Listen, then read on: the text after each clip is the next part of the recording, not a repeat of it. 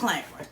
Driving on the road, whether you're on an interstate, you're on a highway or a regular freeway, baby, it could be a ugly ass situation that arises ahead of you and you can't do nothing about it.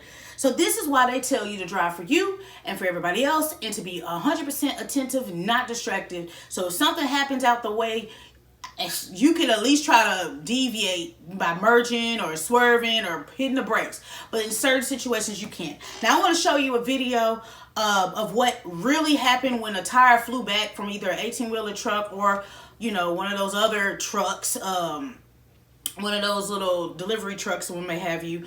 And the tire just blew back and almost sent everybody on the road in a frenzy. And then we're going to come back and go down a rabbit hole and talk about how I had a situation like that. Let's go.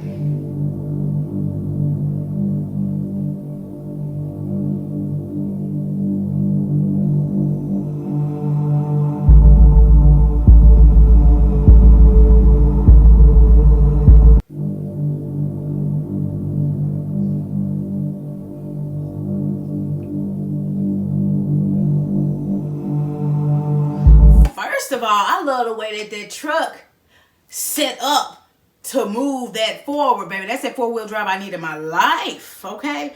But more importantly, just imagine if that truck or the truck that you couldn't see, you could see their dash cam and then you could see the actual, you know, crossover vehicle that moved the tire out the way. What if they were going a tad bit faster and that tire didn't have time to slow down? That tire would have went right through their windshield like some Final Destination shiznit. I know. Say what, say what, say what. Now, the scary part about it, a few months back, and I'll probably say a year ago, around this time, I was getting ready to go bartend my friend's function. Matter of fact, it was November the 18th because that's every year, her birthday.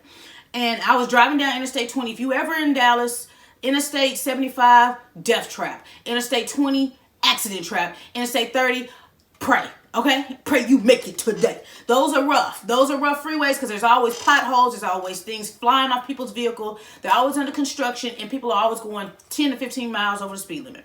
And as I was driving, paying attention, out the blue, a tire from, I think, 18-wheeler maybe, flew off and started dashing back on the freeway towards everybody. Now, this freeway is about 60, 75 miles per hour. And the car in front of me is like, skirt! And it was two cars in front of me. Everybody was like, skirt! Now, unfortunately, I was in the middle lane, so there wasn't much I could do. I couldn't swerve to the right or to the left because it was traffic in both lanes. Basically, the tire went underneath my car lifted up, and I started to lose control. When I say my heart was pumping fast, baby, it's pumping fast. I probably pooed it when it happened. I said, oh shit. Like, cause it scared me. My heart was like this. And I was so far away from home, I couldn't turn around. And I was not too far from where they stayed, but it wasn't right up the way. It was still about another 30-minute drive. And I just was so grateful that all it tore up, I believe, was my undercarriage, part of my fog lights that sit at the bottom of my car, and part of my bumper was hanging. I was able to make it, but I had to get towed back because it was just a risk and it was dark. And then, of course, the plastic from your bumper will rub against your tire, later putting your tire on flat or causing your tire to blow out. And there was nobody there to help me. There was nobody there to say who's at fault. And I had to take the hit on my insurance. And they don't give a damn if you're at fault or not at fault. They're going to raise your rates.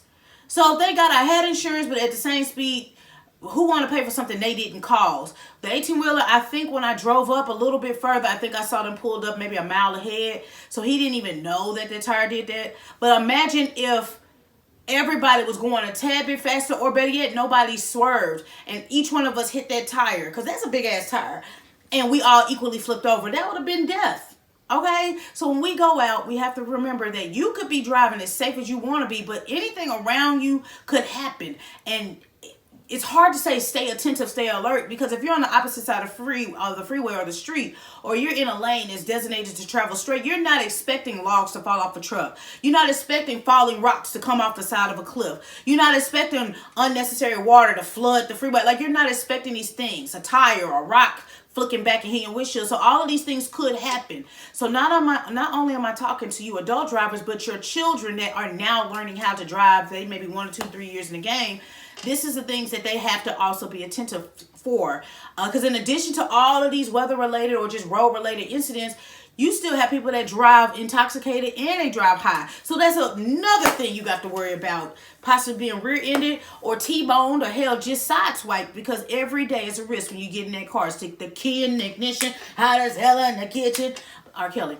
But either way, I'm here to see another day. Those drivers are there to see another day. But everybody doesn't have a story where the headline is they survive. Some people just can't. The speeds they're traveling at is already a risk, and not even to say they're speeding. They're driving to the limit, and that thing is coming at them, and then it stops. So just imagine hitting something at 0 and then have something hit you at 40 or 50 miles per hour. It's just not a good deal. So y'all, please be careful as you commute. Tell your family you love them. You know, tell your friends, hey, I love you too. Because you never know when you leave if you're coming back home. But I just wanted to show you just a hazard that could happen if you're driving on the road, especially if you're traveling long distance like a family trip. Just be attentive, say your prayers, and do your best to make sure that if you are in a lane or some sort, you have a way to maneuver around if something does happen. Just be on the edge is what I got for you. But baby, look, I'm just the messenger. It's your girl, Shaunie B. If you're cool with your girl, gone through with your girl, make sure you check out my website. Yes, I updated that junk too. www.shauniebeentertainment.com. Check out the fan gear. You got options to drop donations, but never any pressure to do either of the two, because I see the likes, the shares, the comments means the world to me. So I just want to tell you thank you from my lips to your ears for rocking with me. Because y'all really could be anywhere in the world, but y'all come back and keep me company. And I do cherish those small things. Let's hop in the comments. Again, it's about to be weather-related changes. So now you got to really worry about, you know, people keeping up the maintenance on their car. And then we also got to worry about the storms or, you know, the rain or the wet road conditions. And then lastly, you just don't know what could happen. And maybe somebody didn't have, you know, the full strength to crank it one more time. Maybe they just got some booty or something. They was weak. I don't know. But you got to be mindful, especially when you're driving behind any type of vehicle, with hauling anything. It's a risk. I just switch lanes. But baby, not every time that's your opportunity. Sometimes that opportunity doesn't present itself. You just got to ride it out behind the hood glass. But y'all be careful for real, because road accidents are one of the highest ways of how the way people are injured or they're killed behind that wheel. But much love to y'all as y'all travel for holidays. Keep in mind what this video showed you. But until next time, next story, and I'm out this. Peace.